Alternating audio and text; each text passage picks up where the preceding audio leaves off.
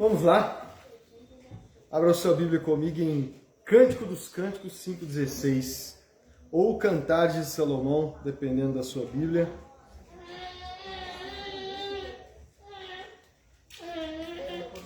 Qual foi? Dá tempo depois de cortar. Cântico dos Cânticos 5,16 ou Cantares de Salomão 5,16.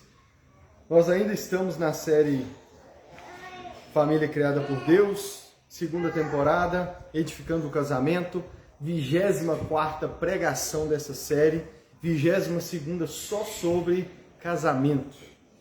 E ainda não acabamos, não estamos nem na metade do caminho ainda. Cântico dos Cânticos 5,16. Vou utilizar outros textos no assunto de hoje, mas vou usar como base esse. O assunto hoje é casamento e amizade, como eu havia falado. Casamento e amizade. E nós vamos conversar sobre isso. Diz assim a Sulamita. Sua boca... Vamos ler do 10, né? Para não ficar muito fora de contexto. Vamos ler do 10 ao 16. Cântico dos Cânticos 5, 10 a 16. O meu amado tem a pele bronzeada. Ele se destaca entre 10.000. Sua cabeça é como ouro, o ouro mais puro. Seus cabelos ondulam ao vento como ramos de palmeira. São negros como cor. Seus olhos são como pombas, junto aos regatos de água lavados em leite, incrustados como joias. Suas faces são como um jardim de especiarias que exalam perfume. Seus lábios são como lírios que destilam mirra. Seus braços são cilindros de ouro, com berilo neles engastado. Seu tronco é como marfim polido, adornado de safiras. Suas pernas são colunas de mármore, firmadas em bases de ouro puro. Sua aparência é como o Líbano.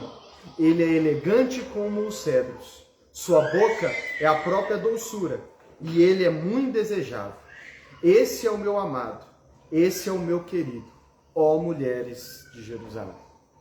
O verso 16, na NVI, traz: esse é o meu amado, esse é o meu querido, mas em outras traduções traz: esse é o meu amado e esse é o meu amigo, né? E a palavra original, a tradução melhor, de fato, é amigo mesmo. Vamos orar.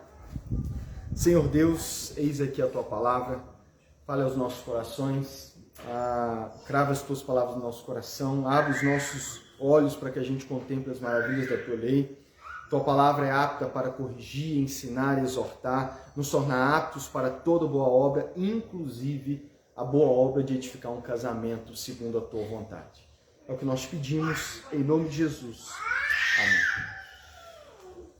O tema hoje é casamento e amizade. Nós vamos, de forma bem resumida, bem breve, falar dessa relação entre casamento e amizade. Nessa série, a gente tem buscado tratar de vários assuntos que normalmente nós não ouvimos falar, seja em palestra ou principalmente em pregações na igreja, até mesmo em encontros de casais, né? Que normalmente muitas igrejas têm uma vez por ano só, né? Então, e normalmente nós temos nas igrejas evangélicas grupos de mulheres e grupos de homens, mas sistemático ali, com trabalhos no mínimo mensais, para especificamente casais, são poucas igrejas. Pelo menos na minha experiência de 13 anos de caminhada, eu tenho visto pouco. Normalmente, como eu disse, a maioria das igrejas faz um encontro uma vez por ano, o que eu acho muito pouco, né? E temos visto a importância disso, né? E falar da importância da amizade entre os cônjuges é um desses assuntos, amém? Deixa eu já abrir um parênteses aqui. Essa pregação não é sobre amizade, amém? Não é sobre amizade. Por que eu estou fazendo esse parênteses? Porque essa pregação é sobre a relação entre casamento e amizade, a importância da amizade no casamento. Por que eu digo isso? Porque eu não vou em detalhes falar o que a Bíblia diz sobre a amizade, amém? Se fôssemos pregar, o assunto hoje é a amizade. O que a Bíblia fala sobre a amizade? É claro que iríamos recorrer a vários outros textos, né? Teríamos muito mais outros textos a recorrer e entraríamos em mais detalhes, né? Se eu fosse pregar sobre amizade, eu também iria falar sobre usando a linguagem de um sociólogo, Zygmunt Bauman, a liquidez das relações. As redes sociais tornaram banal ainda mais a questão da amizade, né? Tem pessoas que se gabam de ter 5 mil amigos no Facebook, não lembro mais, como eu não presto muita atenção nisso, não sei se o limite máximo é 5 mil, mas até pouco tempo o limite máximo de amizade no Facebook era 5 mil. E muitas pessoas se gabam da quantidade, né? Hoje em dia também se gabam da quantidade de seguidores no Instagram. Então ainda mais a amizade tem sido banalizada, né? Tem se tornado algo muito... A gente chama de amigo qualquer um. Eu pelo menos tenho essa mania de às vezes querer ser cordial com as pessoas, eu chamo de amigo, né? E às vezes a gente banaliza, às vezes não, nós temos banalizado o termo amigo, né? E não temos valorizado tanto. Então, a pregação não é sobre amizade, amém? Não é sobre amizade. A Bíblia tem várias outras coisas a falar sobre amizade. O meu foco é a relação da amizade com o casamento, amém? Se você quiser estudar mais sobre amizade, eu indico o livro do C.S. Lewis, Os 4 Amores, onde ele fala, um dos 4 amores que ele trata da amizade como uma forma de amor. Os gregos também faziam isso, eles tinham uma palavra específica para o amor amizade, que é filéu, né? Eles divergiam de ágape, que nós cristãos consideramos como o amor de Deus, do amor eros, que é o amor erótico, o amor sexual, o amor romântico, e os gregos usavam a palavra filia, acho que é filia mesmo, filéu, para se referir ao amor amizade, o amor que se manifesta na amizade. Meu ponto não é esse, então eu indico esse livro e tem várias outras coisas que a gente pode recorrer para tratar sobre amizade. Minha pregação hoje é sobre a relação entre amizade e casamento, amém? Portanto, começamos, meu primeiro ponto é como que a Bíblia define amizade. Eu não vou dar detalhes, mas vou passar 3 pontos principais aqui para resumir o que a Bíblia fala sobre amizade. Vou recorrer a Provérbios. Provérbios é um livro que fala muito de amizade. Provérbios, na verdade, fala sobre vários assuntos, né? Nas últimas pregações temos recorrido bastante a Provérbios. Provérbios fala bastante de amizade. É talvez o livro da Bíblia que mais fala de forma mais explícita sobre a amizade. E algumas características que é baseado em alguns versos de Provérbios, nós podemos destacar da amizade.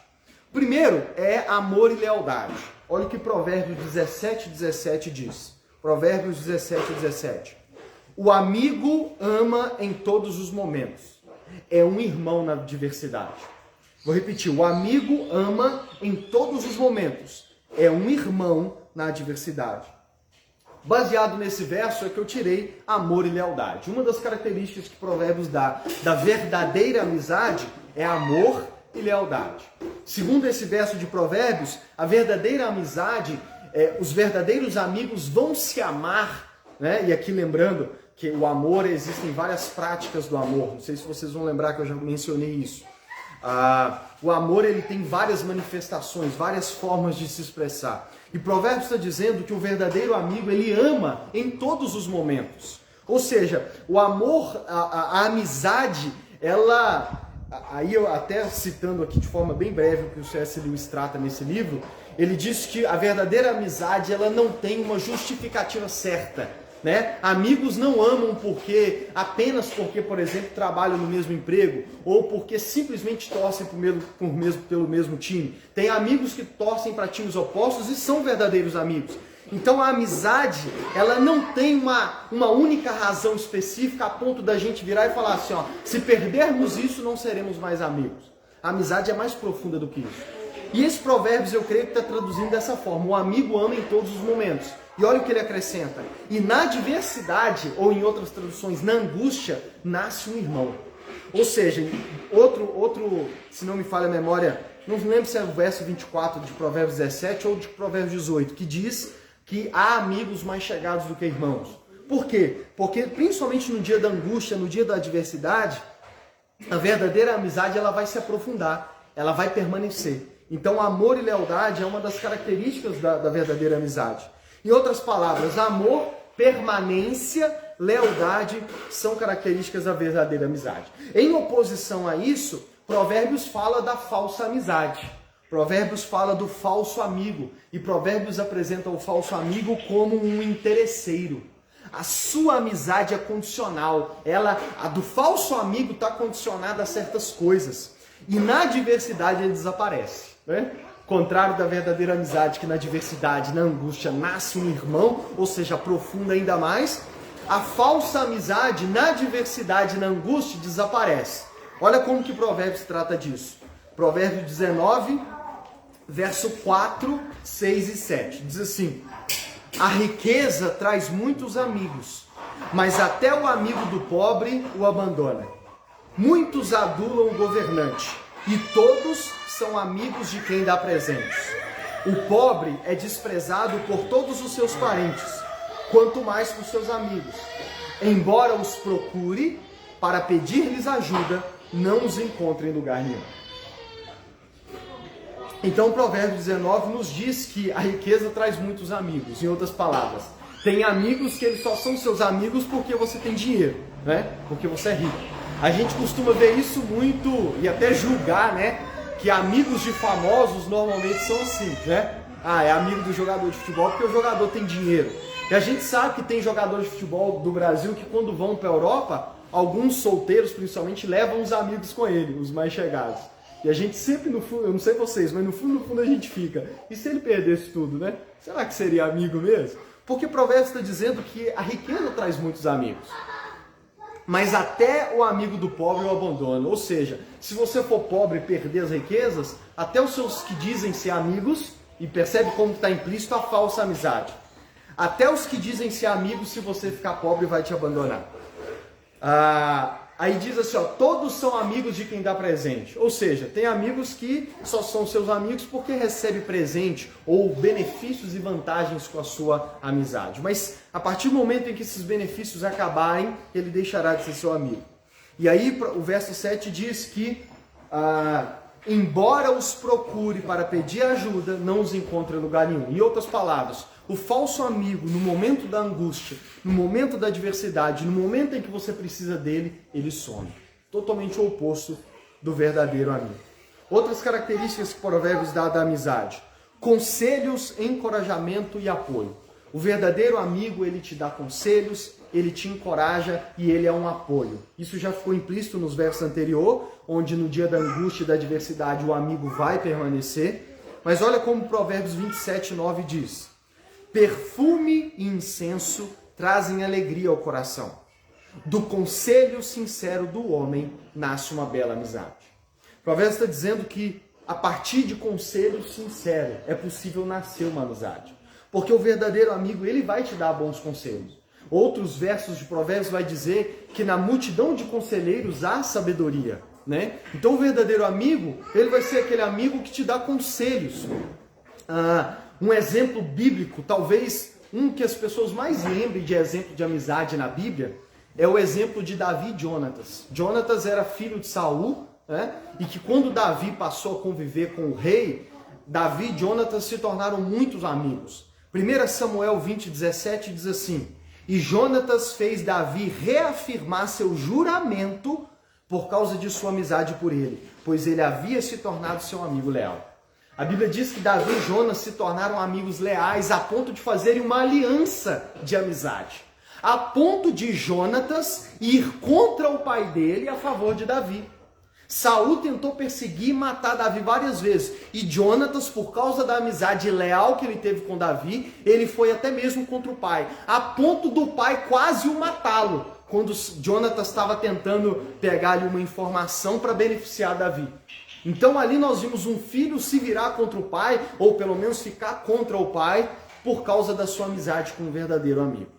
E no capítulo 23, verso 16, diz assim: e Jonatas, filho de Saul, foi falar com Davi em Oreza e o ajudou a encontrar forças em Deus. No pior período de Davi, quando ele estava sendo perseguido por Saul, a Bíblia diz que Jonatas não apenas foi a favor, mas o ajudou naquele momento de perseguição a encontrar forças em Deus. Por isso que eu destaquei: conselhos, encorajamento e apoio fazem parte da verdadeira amizade. Outras características: verdade, transparência e confronto. Tudo estão nesses versos que eu vou ler. Provérbios 27, versos 5 e 6 e o 17. Diz assim, Provérbios 27, 5 e 6. Melhor é a repreensão feita abertamente do que o amor oculto. Quem fere por amor mostra lealdade, mas o inimigo multiplica beijos. Então olha o que diz verso 5.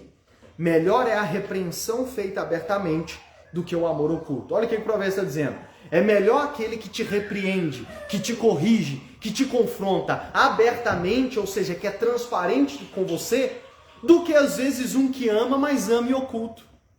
É melhor aquele que te confronta, que aponta o dedo da sua cara, que fala umas verdades com você, do que aquele que ama, mas permanece em oculto e não fala, né? Então o provérbio está dizendo que às vezes, por mais que aquilo que o amigo vai falar pode nos confrontar e até, como diz aquele ditado, a verdade dói, né?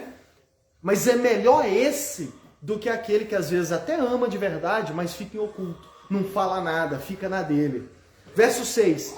Quem fere por amor mostra lealdade, mas o inimigo multiplica beijos. Quem fere por amor. Às vezes o amigo vai ferir o outro, vai confrontar o outro, vai apontar o dedo na cara do outro, vai falar umas verdades que num primeiro momento vai parecer que a amizade acabou. Mas o provérbio está dizendo que isso é uma demonstração de amor. E é melhor que isso é uma prova de lealdade, porque é como diz aquele também ditado, né? O amigo não é aquele que fala o que você quer ouvir. O verdadeiro amigo é o que fala que você precisa ouvir, né? E Provérbios está dizendo isso. Aí olha o que diz, mas o inimigo multiplica beijos. Não sei se vocês vão lembrar, mas um dos salmos diz, o Salmo 24, se não me falha a memória, profetizou que aquele que comia comigo o pão, o meu amigo é que me traiu. E nós estamos falando de quem? De Jesus. Jesus lembrou desse salmo quando disse que um dos 12 que andava com ele iria trair. E quem se lembra o que Judas fez a primeira coisa quando chegou no jardim de Getsêmani para entregar Jesus? Deu nele um beijo. E o que Jesus vira para ele e diz? Amigo, com um beijo trai o filho do homem. Então Provérbios está dizendo que o inimigo multiplica beijos. Às vezes, quem fica te bajulando muito, só te elogiando, só levando a sua bola, enchendo a sua bola, ele não é um verdadeiro amigo. Na verdade, ele é um falso amigo. Portanto, devemos tomar cuidado com a bajulação, né? Mas não é sobre amizade a pregação. Aí o verso 17 do mesmo capítulo 27 de Provérbios diz assim, um texto bem conhecido que eu já usei aqui e apliquei ao casamento. Assim como o ferro afia o ferro, o homem afia o seu amigo. Ou em outras traduções, o seu companheiro. Provérbios, o texto propriamente disto, esse verso, embora pregações atrás eu apliquei ao casamento, Provérbios diz que isso está mais no contexto da amizade, né? Como o ferro afia o ferro. Se você ficar raspando ferro com ferro, eles vão se afiar. E aí Provérbios está dizendo, assim um homem afia o seu amigo. Ou seja, na amizade, é na relação da amizade, nos seus conflitos, na natureza da relação, que você vai afiando. Qual de nós, talvez, se parasse para pensar, não poderia dizer assim, olha, desde que eu passei a ser amigo de fulano, eu mudei algumas coisinhas. Já me disseram isso, eu fiquei muito feliz. A pessoa já chegou a me dizer que depois que se tornou meu amigo, mudou algumas coisas na sua vida. E nós ficamos felizes com isso, né? Nós ficamos felizes com isso. É claro que isso funciona tanto para o bem quanto para o mal, né? Às vezes também de tanto conviver com a pessoa, a gente acaba sem perceber pegando manias e maus costumes dele. Mas é o que o provérbio está dizendo, o amigo afia o verdadeiro amigo. Por quê? Porque de acordo com todo o livro de Provérbios, ele vai falar a verdade para você, ele vai te confrontar se for preciso, né? Ele vai ferir você, mas vai vai ser demonstração de amor, né? Então essas são algumas características da amizade. Vou repetir elas aqui, ó. Amor e lealdade, conselhos, encorajamento e apoio, e verdade, transparência e confronto. São algumas marcas da verdadeira amizade, segundo Provérbios. Vamos entrar agora no meu foco nessa noite. Vocês vão entender por que eu citei essas características. Meu segundo ponto. Por que é importante falar da amizade no casamento? Lucas, por que numa série eu acabei de esquecer a hora que eu olhar o relógio, a hora que eu comecei aqui. Estou sem meu cronômetro hoje, vai ter que ir na prática. Por que é importante falar sobre amizade numa série sobre casamento? Por que nós devemos que dedicar uma pregação específica para falar sobre amizade e casamento? Bom, duas razões extra-bíblicas e depois eu vou mostrar como que a Bíblia, vamos dizer assim, não é que respalda, né? Mas tudo que a gente vê na vida prática, né? a gente pode ir lá na Bíblia, porque ela já vai ter falado disso há muito tempo, porque o nosso Deus nos instrui sobre todas as áreas da vida. Primeiro motivo, como eu tenho citado aqui, eu tenho lido várias matérias sobre casamento e tudo que tem relacionado na internet. E eu já citei para vocês várias listas que falam dos motivos que levam ao divórcio, casamento ou divórcio. Então, nessas muitas listas que a gente acha na internet, onde a gente vê tanto advogados que trabalham na área de divórcio, então é óbvio que eles sabem os motivos que os casamentos levaram ao divórcio. Tanto psicólogos que também aconselham ou pessoas se divorciou ou crises em casamentos, eles citam algumas razões para o divórcio. E eu vou listar aqui alguns motivos que aparecem nessas listas na internet. Algumas razões que levam ao divórcio. Não há parceria, muitos alegam isso. Nós divorciamos porque já não havia ou não há parceria. Muitos dizem que deixar o casamento cair na rotina. Nosso casamento caiu na rotina. Terceiro, não apoiar o outro. Muitos cônjuges têm a sensação, ou de fato, o outro cônjuge não apoia ele em várias situações. Desgaste da vida comum ou da relação a dois. Falta de respeito no convívio, falta de respeito no dia a dia. Tédio. Muitos dizem que o casamento chegou ao ponto de se tornar um tédio. Palavra forte para um casamento. E falta de diálogo. Que naquela pregação sobre o poder da vida e da morte no casamento, onde eu falei sobre a conversa, né? Sobre falar, sobre linguajar, está incluída essa falta de diálogo. E em muitas listas aparece no top 1, tá? De divórcio. Falta de diálogo ou falha na comunicação. Eles já desenvolveram a dificuldade em conversar um com o outro. Mas hoje eu vou trazer para esse lado mais não da forma como fala em si, mas do diálogo, do ponto de vista de amigos que conversam.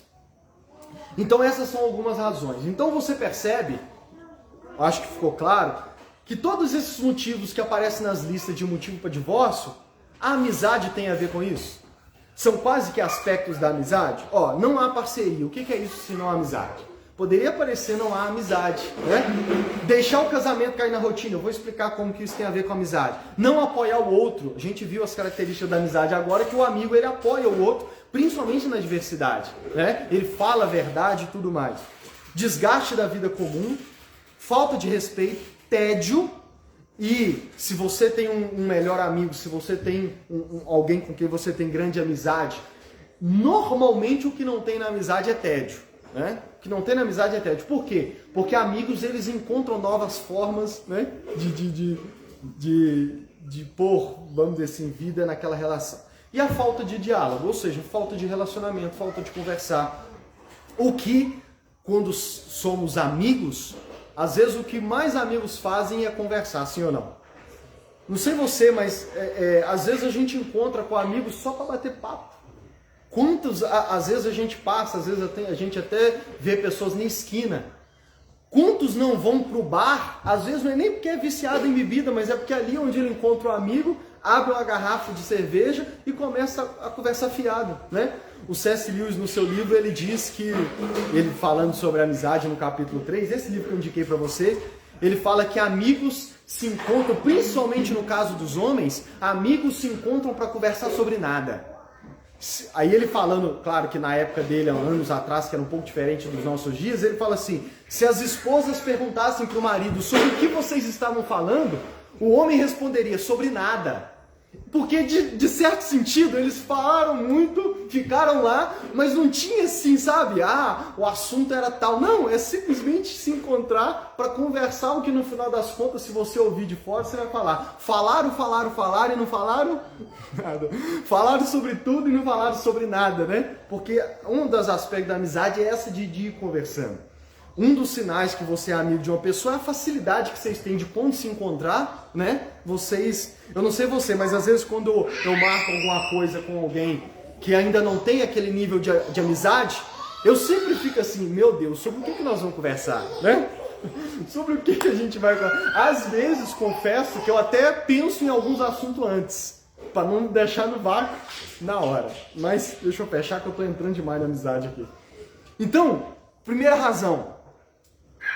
vários motivos que levam um casal ao divórcio está intimamente ligado à falta de amizade. Poderíamos resumir nisso, não há amizade entre eles. Agora, uma segunda razão pela qual a amizade é importante dentro do assunto de casamento é que a amizade no casamento torna-o mais feliz e mais estável.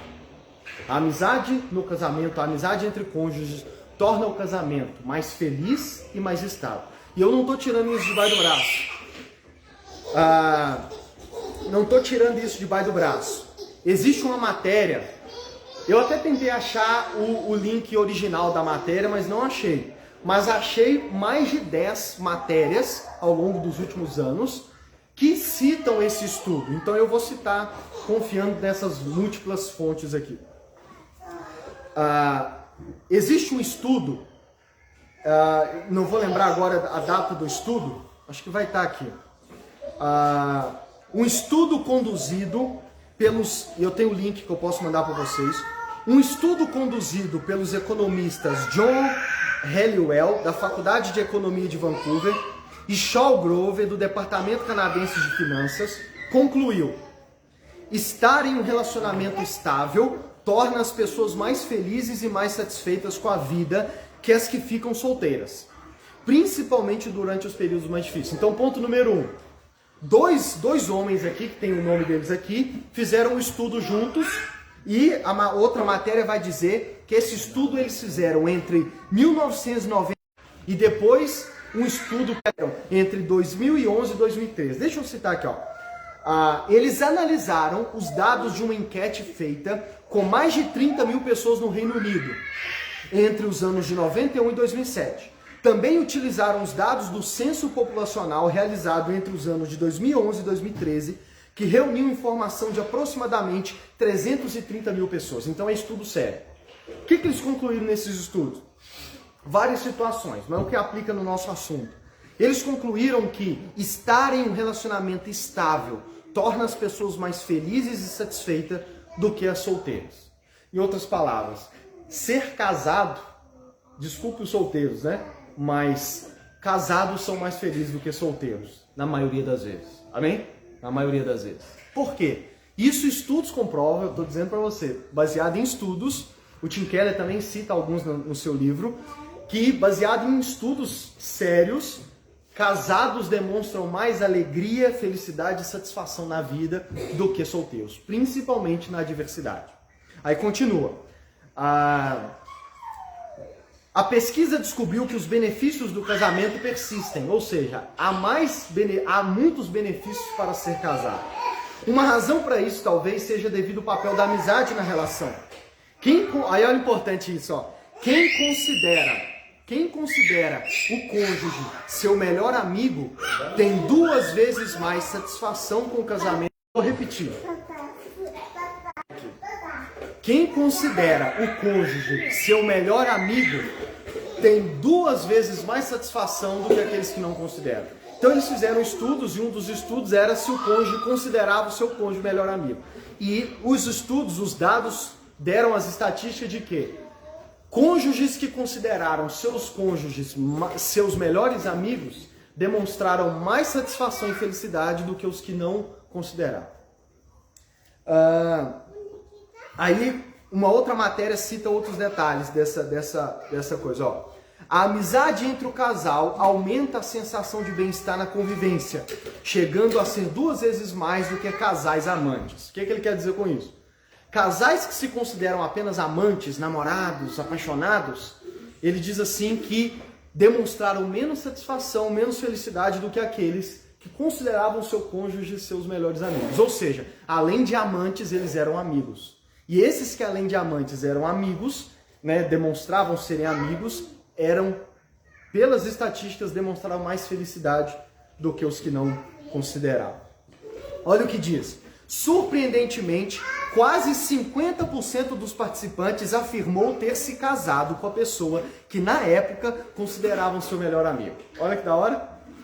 Mais de 50% dos entrevistados, e você viu que eram mais de 300 mil pessoas, disseram que se casaram com pessoas que na época do casamento eram seu melhor amigo. Talvez você pode considerar solteiro, casar com alguém que talvez você seja amigo, né? O Iago Martins, ele fala que se casou com a Isa e antes de se casarem eles eram grandes amigos. Aí olha o que diz. Sentir estabilidade no relacionamento é fonte de tranquilidade e segurança, o que aumenta a satisfação. Além disso, casar com uma pessoa na qual depositamos a mesma confiança que a um amigo confere um extra de serenidade. Ainda conforme o estudo, outra conclusão importante é que o bem-estar experimentado pelos casais melhores amigos costuma ser duradouro. Os participantes seguiam juntos passados diversos anos e se confirmavam como mais satisfeitos que os solteiros ou separados.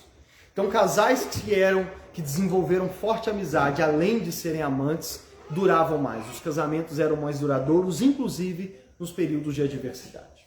Então, estatisticamente, embora não seja dos principais motivos, nós vimos duas coisas. Falta de amizade afeta e chega ao divórcio, e casais que além de amantes são amigos, eles se tornam mais felizes e o casamento dura mais. Isso comprovado por meio de estatística. A pergunta que temos que fazer e me leva ao terceiro ponto é: Lucas, a Bíblia fala sobre essa relação entre amizade e casamento? Porque a gente não pode basear só, em dados da vida. Nós somos sempre pautados pela palavra de Deus. A Bíblia fala sobre essa relação entre amizade e casamento? E a resposta é um sim.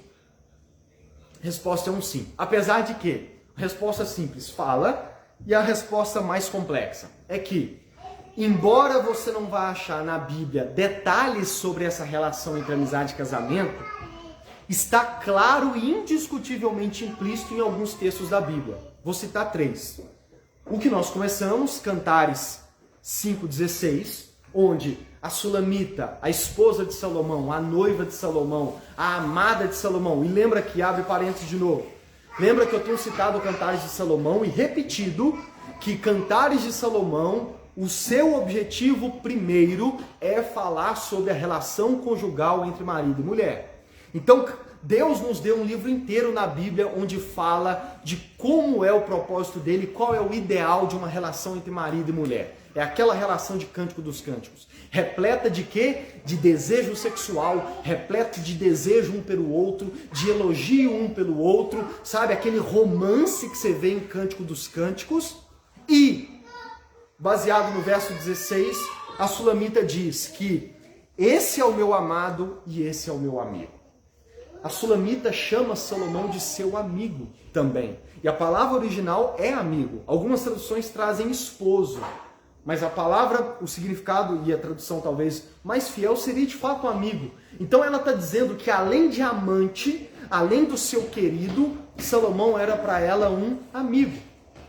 Outras duas passagens que nós já tratamos nessa série, mas que eu abordei outros aspectos, é Provérbios capítulo 2, verso 16 e 17, que diz assim: a sabedoria também o livrará da mulher adúltera, da estranha que lisonjeia com palavras, que abandona o amigo da sua mocidade e se esquece da aliança do seu Deus. Recapitulando aqui o contexto. Provérbios capítulo 2, verso 16, o pai e a mãe estão aconselhando o filho e dizendo para o filho assim: filho, a sabedoria, se você buscar sabedoria, se você vender tudo que você tem para adquirir sabedoria, a sabedoria vai trazer bênçãos para a sua vida. Vai trazer riqueza, vai trazer honra, vai dar para você um bom nome. E aí vai e acrescenta um outro benefício da sabedoria. Provérbios diz assim, ó, a mãe e o pai dizendo para o filho: a sabedoria também te livrará da mulher adúltera, da estranha que lisonjeia com palavras. Está dizendo, a sabedoria vai te livrar da mulher adúltera, daquela mulher enganadora, daquela mulher que simplesmente seduz os homens com a sua palavra.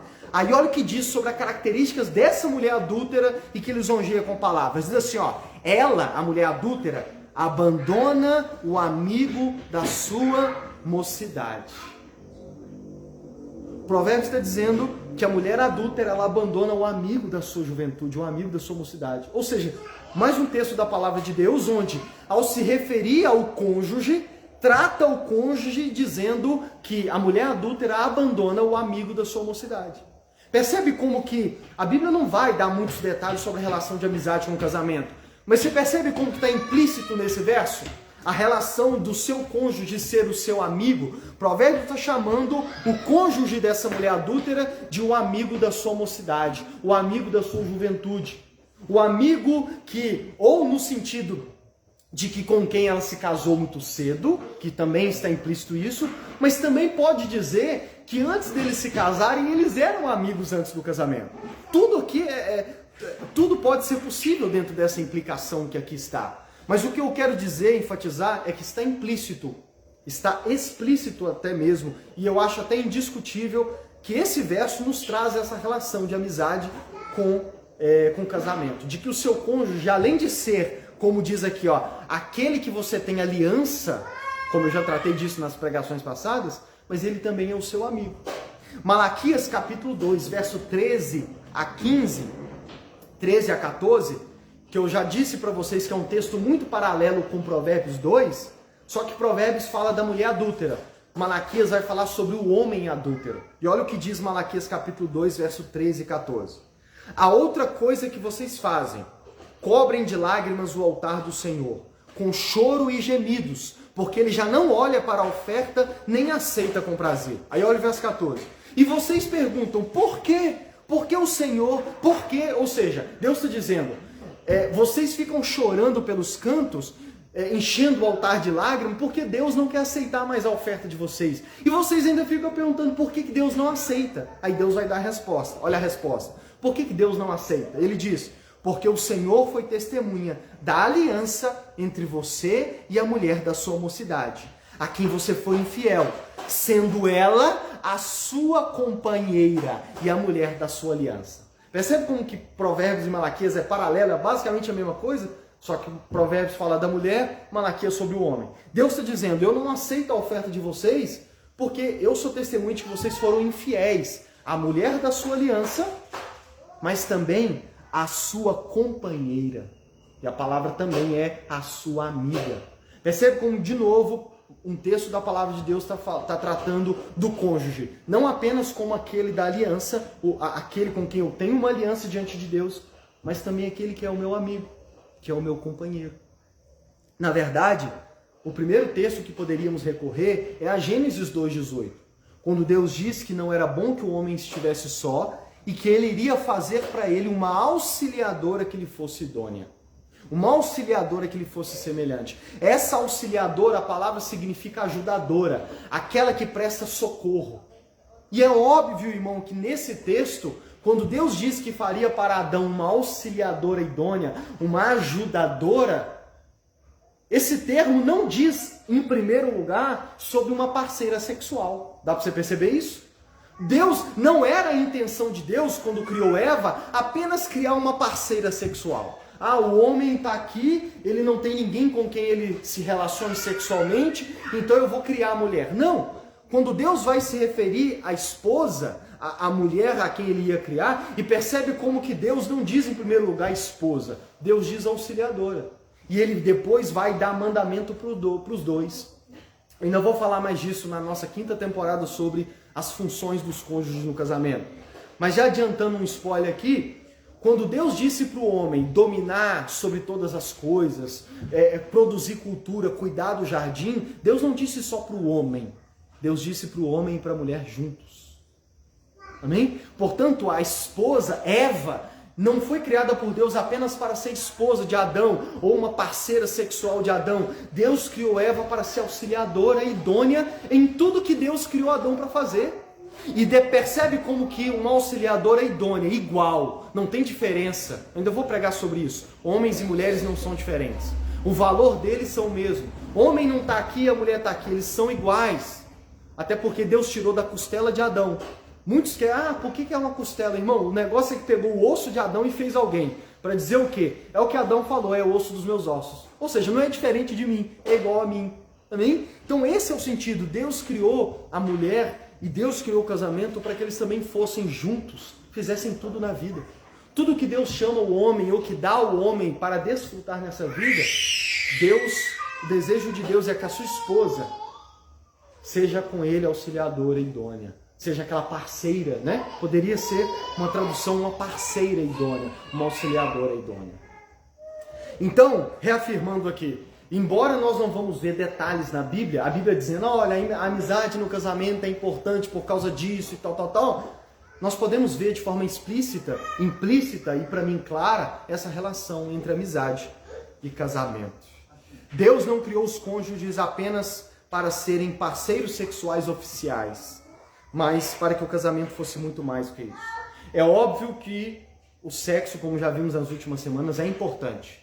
Mas o casamento não vive apenas de sexo. Amém? O seu cônjuge não é um mero parceiro sexual para você. Amém? Aquele com quem você faz sexo oficialmente, porque você está casado legalmente. Não. Deus quer que o casamento seja muito mais que isso. E agora eu vou entrar em alguns problemas que a falta da amizade gera. Primeiro, antes disso, eu quero adiantar uma ilustração que o Mark Driscoll faz e que vai ajudar a assimilar os meus próximos pontos. No seu livro Amor, Sexo, Cumplicidade e Outros Prazeres a Dois, do Mark Driscoll, o pastor Mark Driscoll, ele cita 3 tipos de casamento. Ele ilustra 3 tipos de casamento. Ele fala, o primeiro casamento é o costas com costas. É quando os cônjuges já voltaram as costas um para o outro. Imagina um cônjuge de costas para o outro. Eles já não dividem mais nada, eles já não trabalham juntos, eles já são indiferentes um ao outro. E um casamento assim, irmãos, ele já está divorciado. Ah, Lucas, mas já não divorciou no cartório, mas no coração já está divorciado. Porque já estão de costas um para o outro. Amém? Eles já se aturam, vamos dizer assim. O segundo tipo de casamento, ele diz, é o ombro no ombro, quando eles estão de lado um para o outro. E eles estão olhando para a mesma direção, e eles estão perseguindo os mesmos sonhos, e eles estão criando os filhos juntos, e eles têm a mesma finança e projetam sonhos para essa vida juntos, ombro no ombro, amém? Eles fazem coisas juntos. É talvez o melhor para explicar aquele auxiliador idôneo. Deus disse, eu vou criar uma mulher e ela vai estar ombro a ombro com você, junto com você, do seu lado, né? Tem um ditado que diz que por trás de todo homem existe uma grande mulher. Aí vem o pessoal e fala assim, não, a mulher não está por trás do homem, ela está do lado dele, né? De fato, eu acho que a melhor ilustração é do lado mesmo, né? Então eles trabalham junto, criam filhos junto, eles são parceiros e tudo mais. E o terceiro tipo de casamento é o cara a cara, é o face a face. Onde ele diz que além de estarem ombro no ombro e trabalharem juntos, eles têm tempo e reservam tempo e dedicam tempo para olhar um no olho do outro e trabalhar e construir uma amizade através de conversa, através de parceria. E aqui eu vou começar com meus próximos pontos. Você vai entender porque eu estou citando essa ilustração. Primeira coisa, primeiro ponto aqui. Nós vamos evitar os extremos, tá? O que eu vou te mostrar agora? Que o casamento não pode ser apenas relação sexual e obrigações. Em outras palavras, o casamento não pode ser apenas ombro no ombro, amém? Mas o casamento também não pode ser apenas... Não, o casamento não pode ser apenas relação sexual e obrigações. Mas o casamento também não... Ele tem que ter amizade. Mas o casamento também não sobrevive só com amizade. Então é os dois extremos. Nem de um lado a falta de amizade, quando vocês só se enxergam como parceiros sexuais, ou quem trabalha junto, mas também não pode ser mera amizade, a ponto de vocês ficarem tranquilamente sem sexo. Eu vou te mostrar esses dois extremos e por que devemos evitá-lo. Primeira coisa, o casamento não pode ser apenas sexo e obrigações. O que eu quero dizer com isso? Você não pode enxergar o seu cônjuge, o casamento não pode ser apenas sobre sexo. Tá bem? Tem gente que às vezes se acelera e casa, e até crente. Só por quê? Porque não quer cair no pecado do sexo antes do casamento. E ele vai casa para quê? Para que ele esteja tranquilo. Não, agora eu faço sexo com ela, mas nós somos casados. Não pode. Amém? Não pode. Porque o casamento ele não sobrevive só de sexo. E quem é casado sabe disso. O casamento também não é apenas só sobre obrigações, no sentido de tipo assim, agora que eu estou casado com ela, eu sou obrigado. Eu tenho um filho com ela, então eu sou obrigado agora a junto com ela cuidar do nosso filho. Tem gente que casa só porque engravidou antes do casamento. É um erro, amém? É um erro. Engravidar antes do casamento é um erro, mas casar só porque engravidou antes do casamento também é um erro. E nós não podemos, para corrigir um erro, cometer outro, amém? O que eu também não estou dizendo que não pode ter casamentos que vão se casar e vão dar certo. Por que o casamento não pode ser apenas sexo e obrigações? Porque quando isso acontece, irmãos, é aí que a gente cai naqueles motivos do divórcio. Que eu vou agrupar eles de 2 em 2 e vou dizer para vocês.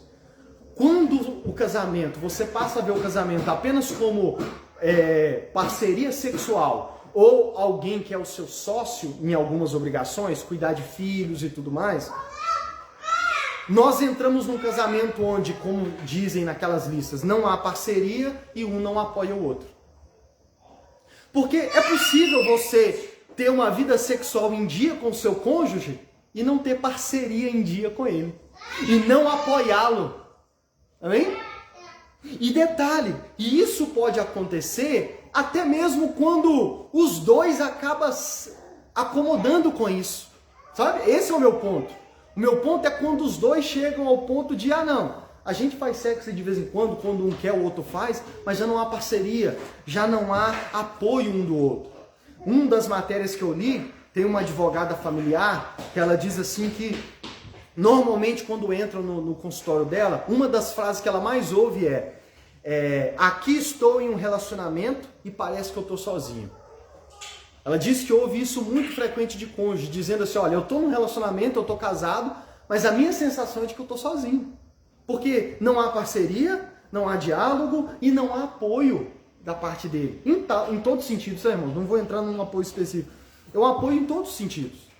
E isso é um problema, irmãos. Porque é um casamento que às vezes tem relação sexual, os dois estão em dia com os compromissos, com as contas financeiras, como vimos semana passada do dinheiro, eles estão juntos cuidando dos filhos, mas já não há parceria, já não há amizade.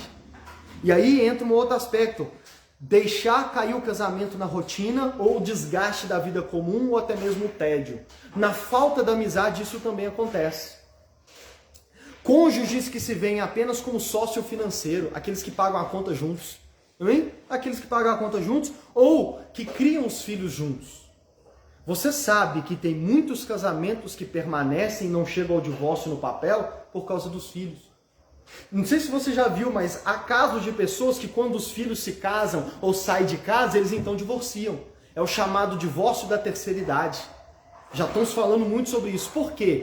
É quando eu já falei, eu acho que eu já falei disso nessa série. Quando os filhos vão embora, eles então olham um para o outro e falam assim, o que nos mantinha unidos já não tem mais. Agora nós podemos o quê? Divorciar. Por quê? Nós já não somos marido e mulher, às vezes nem na relação sexual, e já não há parceria em nós. Então é melhor cada um caçar o seu rumo. Por quê? Porque eles tinham trabalho junto, estavam ombro no ombro, mas não tinham face a face. E não tinham relação sexual humana. Nesse sentido, com o tempo, chega o cansaço emocional que vai desgastando e se torna o tédio. Quando cai na rotina, e aqui é que eu estou dizendo meu ponto, cair na rotina, irmãos, às vezes os dois podem estar satisfeitos com aquilo. Cair na rotina é quando já não há amizade, quando não há esforço para melhorar isso, seja sexualmente ou seja no diálogo, e aí tipo assim, os dois começam a entrar no piloto automático. E isso vai desgastando. Principalmente quando tem problema.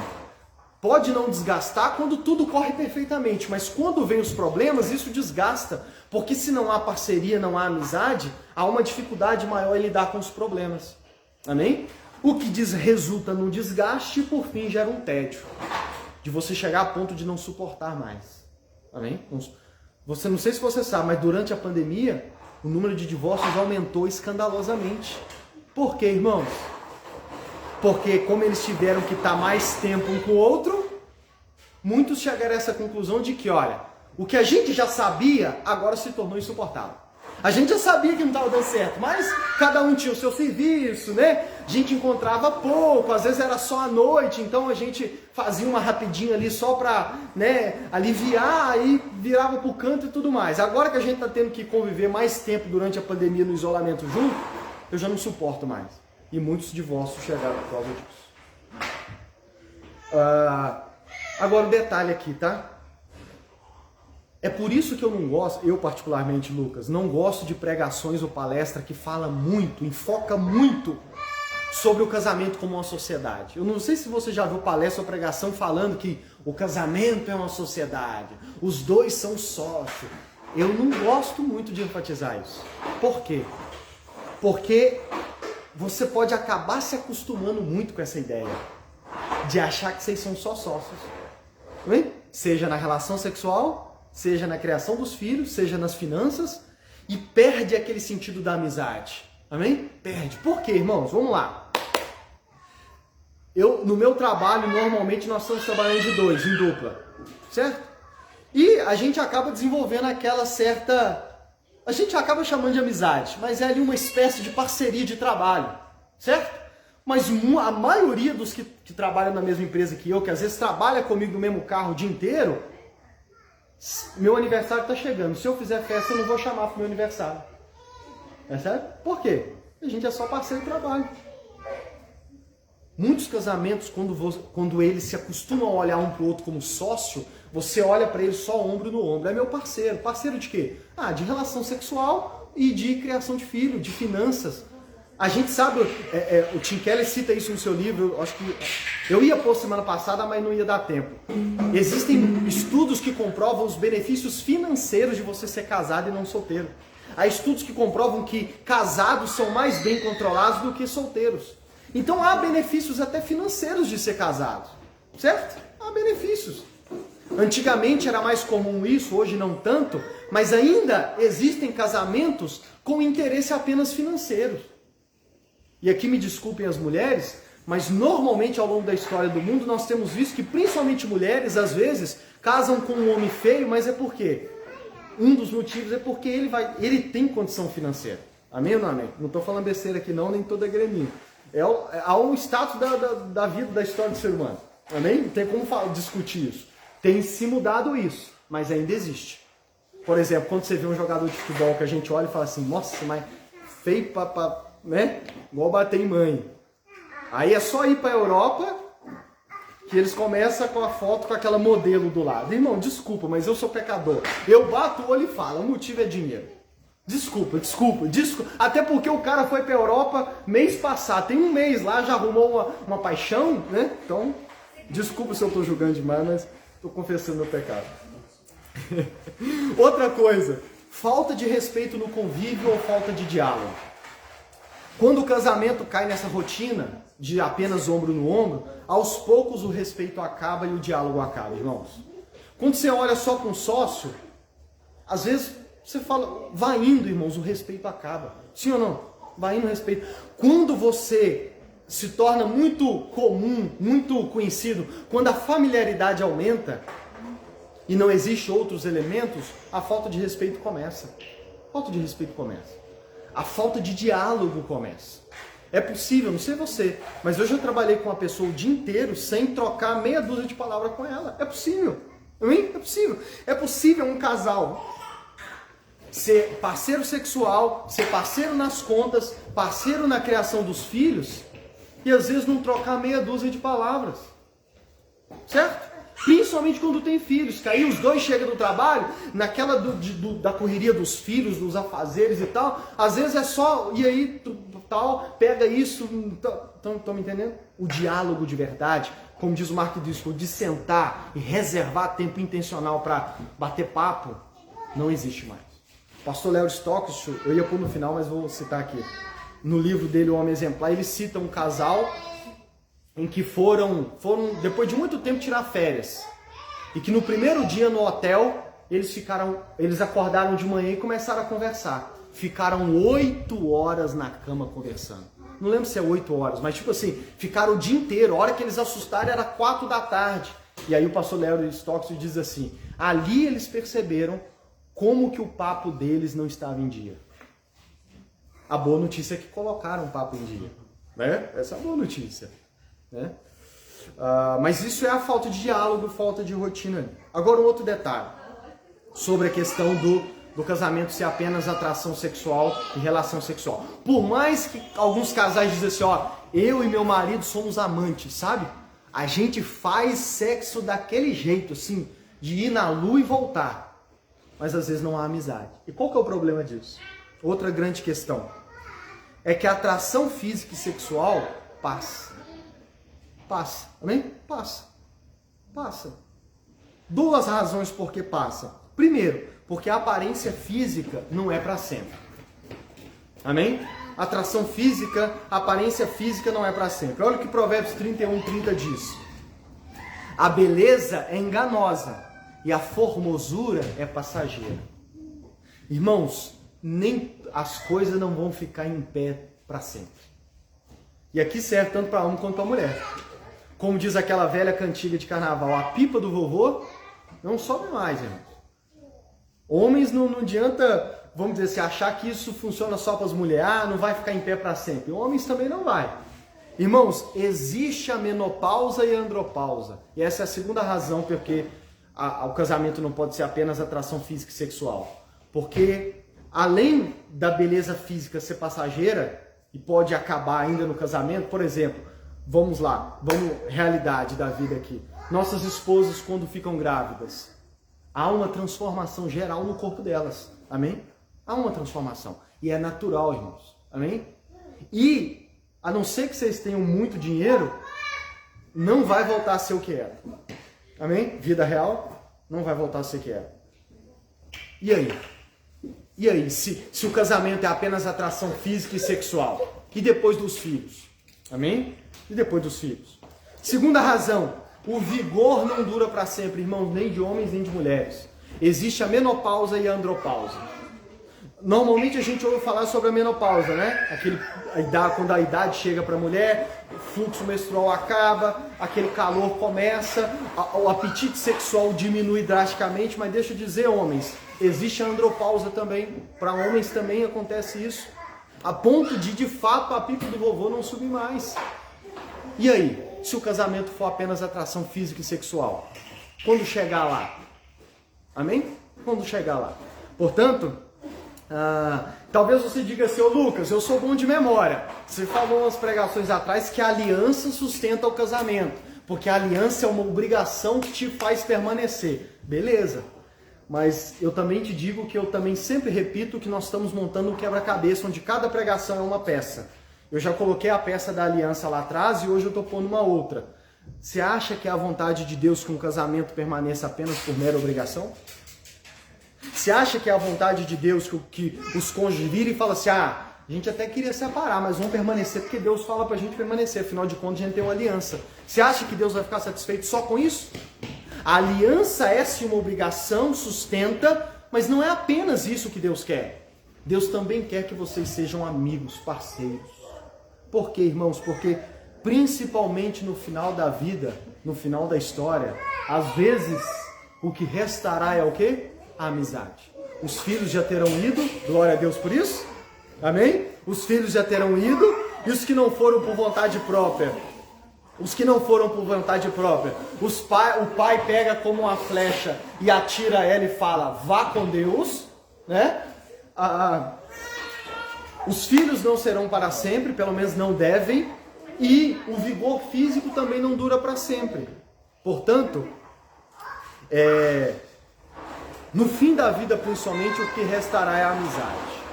Por isso que na imagenzinha que eu criei para poder colocar lá no YouTube depois, vocês vão ver que é uma imagem de um casal de idosos, um olhando para o outro. Porque para mim é a que melhor ilustrou essa pregação. Porque falou do casamento face a face, onde tem um aspecto da amizade, e um casal já idoso, para mostrar que em muitos aspectos, às vezes, a amizade é que no final da vida, principalmente, vai restar. Amém? Ou que vai ser suficiente para manter as coisas. Um casamento assim, irmãos, ou seja, que é apenas sexo, apenas parceria, ainda que não chegou no divórcio legal, no coração já é um divórcio. E essa não é a vontade de Deus. Amém? Essa não é a vontade de Deus. Deus não quer que vocês permaneçam meramente porque precisamos permanecer por causa dos filhos e tudo mais. Esse não é o propósito de Deus. Irmãos, Deus quer que nós aprendamos e busquemos praticar no nosso casamento cada peça do quebra-cabeça que Ele nos dá sobre o casamento. Por isso que eu quero dar um exemplo muito triste para passar para o próximo ponto. Nesse sentido de que o casamento não pode ser apenas desejo sexual e obrigação. Uma pessoa no WhatsApp, deve ter um pouco mais de um mês agora, ela me disse assim, que horas que está sendo o culto? Eu falei, 5 horas da tarde. E ela disse assim, Você ainda está falando sobre casamento? Eu falei, tô. Ela falou assim, eu quero ir no culto, mas não quero ouvir falar de casamento. Mas pasme você, ela é crente e é casada. Eu me espantei na hora. Eu quero ir no culto, mas não quero ouvir falar de casamento. Eu me espantei. E eu disse, isso para mim é muito trágico e é um grande sinal de como que as coisas andam entre você e seu marido. As coisas, irmão, eu tenho certeza que as coisas não estão bem. Não fiquei sabendo que divorciaram. Tenho certeza que não deve ter divorciado. Mas esse casamento já não é um casamento segundo a vontade de Deus. Porque imagina você, nós vamos falar 2 anos sobre casamento. Eu não sei se esse é o seu sentimento também. Se você falar, ô Lucas, aí eu vou pôr a mão na sua cabeça e vou orar por você. Amém? Meus irmãos, como que nós que queremos edificar um casamento segundo a vontade de Deus e permanecermos até que a morte nos separe, não queremos ouvir o que Deus tem a nos dizer sobre casamento? Isso é trágico, isso é trágico. Segunda coisa, eu falei sobre sexo apenas como casamento como sexo e obrigação. O outro extremo também é verdade, e eu vou finalizar com isso. O casamento não pode resumir-se apenas em amizade também. Lucas, tem isso? Tem isso, irmãos. Existem casamentos hoje que são apenas uma amizade, com benefícios. Com benefícios. Agora, quando é que um casamento se tornou apenas amizade? Eu resumi dessa forma. Quando o casal tem até bastante diálogo, tem respeito mútuo e apoio mútuo, já aceitaram numa boa ser sócios financeiros na criação dos filhos e ter um relacionamento sem sexo. Então, resumindo, como que um casamento se tornou apenas amizade? Quando até tem diálogo, não vou dizer que não tem, até tem respeito e apoio mútuo, até mesmo na diversidade. Mas os dois, tá? Já aceitaram serem apenas sócios financeiros, serem sócios na criação dos filhos e às vezes já aceitaram até mesmo um casamento sem sexo. Lucas, isso existe? Existe, irmãos. Eu mandei para vocês o link do BTcast do Bibotalk, Desafios da Vida Sexual. Ouviu, vai lembrar? O Bibo cita lá uma pergunta que fizeram para ele, do tipo assim, é normal eu e meu marido, não lembro se é a mulher ou o homem que responde, é normal eu e meu cônjuge, para nós estar numa boa quase 1 ano sem sexo? Irmãos, casados, quase 1 ano sem sexo. E eles ainda estão perguntando se, tipo assim, se não tem nada a ver, por eles está tudo ok. E nós já vimos 3 semanas atrás a importância da vida sexual, amém? Vimos a importância da vida sexual no casamento. Agora, e detalhe, tá? Casal de crente. Casal de crente. Como que pode um casal estar tranquilo com relação a um casamento estar há quase 1 ano sem vida sexual? Então, isso já é um casamento que se tornou apenas uma amizade, apenas uma parceria. E só existem 3 níveis para isso. Um casamento sem sexo de amizade vai levar só apenas 3 resultados. O primeiro dele é eles se tornarem meros 2 amigos que dividem o mesmo teto e possuem obrigações em comum, seja obrigação financeira ou a criação dos filhos, certo? E eles se acomodarem com isso, mas repito, essa não é a vontade de Deus, porque Cantares de Salomão nos revela que a vontade de Deus é que o casamento tenha pimenta, tenha fogo, amém? A vontade de Deus é que o casamento tenha romance, tenha desejo sexual. Lembra de Provérbios 5, 18 em diante? Deus quer e Deus criou o casamento para ter fogo, para ter romance, para ter desejo sexual. Portanto, um casal de cristãos não pode aceitar e não pode se acomodar a um casamento sem sexo. Ou um casamento apenas como uma amizade e algumas obrigações em comum. Segundo caminho que isso leva, um casamento só com amizade, adultério. Não tem outro caminho. Eu vi um vídeo de um psicólogo aqui, não tem como tratar tudo num dia só. Por isso que eu só levanto o assunto, agora é você e o seu cônjuge pesquisarem mais sobre isso, estudarem mais sobre isso. Já estou dando uma aplicação da pregação, amém? E vocês conversarem cara a cara essa semana e falar, e aí? Tá faltando amizade? Ou tá tendo amizade demais? Precisamos equilibrar. Vocês conversarem. A primeira coisa para vocês desenvolverem a amizade ou colocarem ela no rumo, já é conversar após essa pregação. Amém? Agora, como isso nos aponta para o Evangelho? Em primeiro lugar, uma das acusações que fizeram contra Jesus quando ele esteve nessa terra, e que essa acusação ele nunca rebateu, porque para ele era um elogio, é aquela acusação de ser amigo dos pecadores. Não sei se você vai lembrar. Os evangelhos dizem que uma das acusações que faziam a Jesus é de que ele era amigo de pecadores, porque ele comia com eles, porque ele andava com eles, porque ele meramente dava atenção para eles, porque ele pregava e ensinava para eles, irmãos. Irmãos, e glória a Deus porque Jesus é amigo de pecadores, tá? Porque o que eu e você somos, o que eu e você éramos antes que ele nos encontrasse. O Evangelho, irmãos, começa com a boa notícia de que Jesus deixou sua glória no céu e veio nessa terra, não pelos que são, não pelos sãos, pelos justos, mas ele veio para ser amigo de pecadores. E a minha história de salvação e a sua história de salvação começa com Jesus primeiro vindo e sendo nosso amigo. Amém? A história da salvação do mundo começou com ele vindo e sentando com pecadores, e conversando com pecadores, e ouvindo pecadores, e falando com pecadores, e amando pecadores, e servindo pecadores. Ele é amigo de pecadores, ele continua sendo amigo de pecadores. Agora, João 15 é talvez o texto que ele deixa isso muito mais explícito. João 15, dos versos 12 a 13 e depois o 15. Diz assim, Jesus dizendo para os seus discípulos, num dos seus últimos momentos com eles: o meu mandamento é esse, amem-se uns aos outros como eu os amei. Então Jesus está dizendo, amem-se uns aos outros, agora que eu vou partir, como eu vos amei. Talvez poderíamos perguntar, Jesus, como que o Senhor nos amou? Aí olha o que ele diz, ninguém tem maior amor do que aquele que dá a sua vida pelos seus amigos. Ninguém tem maior amor do que aquele que dá a vida pelos seus amigos. Jesus, do que o Senhor está falando? Aí ele diz, já não os chamo servos, porque o servo não sabe o que seu Senhor faz. Em vez disso, eu os tenho chamado de amigos, porque tudo que ouvi de meu Pai, eu lhes tornei conhecido. Jesus não só se tornou amigo de pecadores, mas ele chamou aqueles pecadores para serem seus amigos. E ele não só chamou os pecadores para serem seus amigos, mas como ele foi para a cruz e deu a vida por aqueles pecadores que ele chamou de amigos. E ele deu a vida dele por eles, em primeiro lugar, para que eles tivessem vida, em segundo lugar, para que eles vencessem o pecado, para que ele pagasse o preço pelos pecados deles. Por isso que aqui em João 15, quase que fazendo um prenúncio, ele diz, ninguém tem maior amor do que aquele que dá a vida pelos amigos. E foi o que ele fez, irmãos. Jesus chamou pecadores para serem seus amigos. Jesus deu a vida por seus amigos pecadores.